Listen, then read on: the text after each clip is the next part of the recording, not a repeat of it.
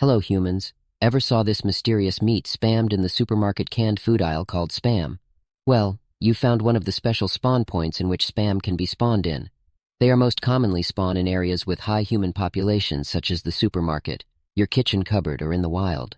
To some people, Spam is seen as a delicacy and one worthy to be worshipped, but I see them as nothing more than a cheap protein source for college students that are sick of eating eggs and sardines all day long and cannot afford to eat anything else. I'm pretty sure by now almost everyone has eaten Spam before. Well, unless of course you are a vegan, in which case, you're just eating glorified tofu that almost 99% of the vegan alternatives are made out of. It may come as a pleasant surprise to learn that Spam is not the magic mystery Lovecraftian pink meat abomination you might think it is. In fact, Spam only contains 6 ingredients that some random school dropout mixed together in his mom's basement.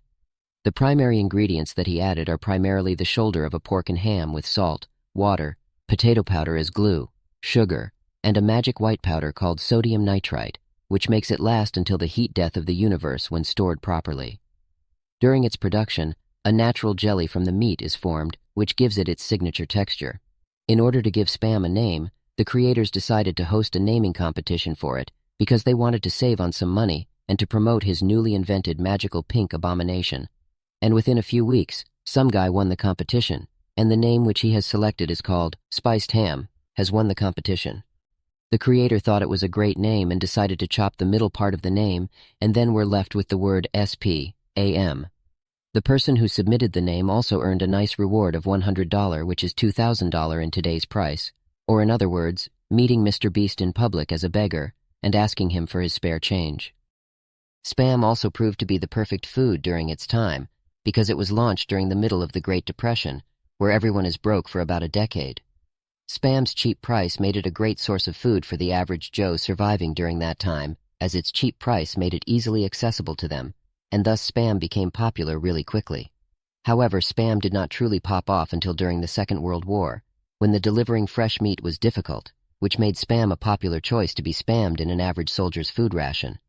Some Spam also found its way in the inboxes, I mean the food storage of the locals in the Pacific, most notably Hawaii and the Philippines. And since then, Spam has been spammed frequently in their native diet and emails, and have been found in some of their dishes, including Spam sushi, or also known as Spam musubi, Spam nuggies, Spam burger, and even Spam spaghetti. If you're unfamiliar with Monty Python's Spam sketch, you should definitely spend some time watching it, as it's a bit of a comedic genius, which the term spamming comes from.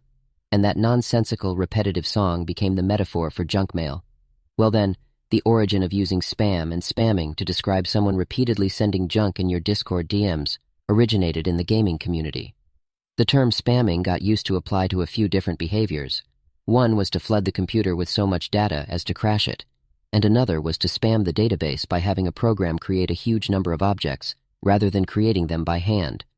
And the term was sometimes used to mean simply flooding a chat session with a bunch of text inserted by a program. Many of the people of video game during that time were also Monty Python fans, and everyone knew the annoying spam song.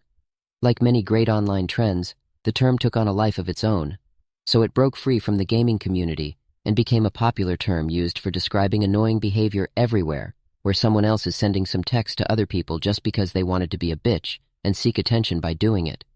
Anyways, if other people can send texts to you, don't expect to be safe from being spammed by spammers that want to ruin your day and make your internet bill go up. It's like the Monty Python skit. When someone else wants to spam you with useless junk, all you want to do is to punch the other person in the face. It's funny how an irreverent piece of sketch comedy from the 1970s turned a brand of pink processed meat into a common phrase. Sometimes you never know how something may evolve, and that's the lesson for today. Someone could take your name, make a song out of it, start an inside joke that lasts for a millennia, and then finally the term can be added to the Urban Dictionary in a way we never imagined. Who knows? Maybe I'll be in the Urban Dictionary one day.